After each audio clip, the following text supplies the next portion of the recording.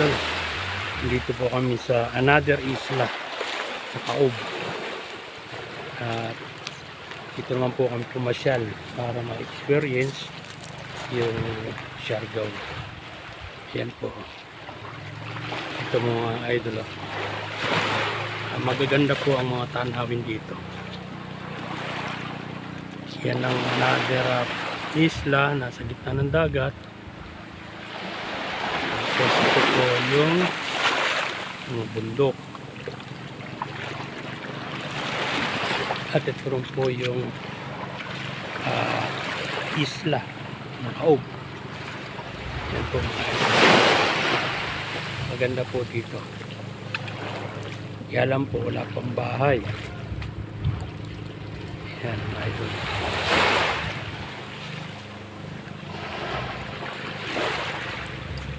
Napakaganda po ng baybayin.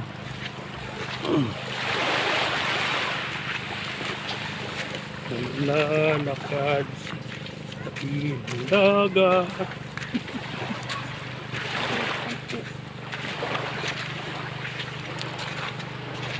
Balang araw, mabibinta rin to. Ay. Ayan po.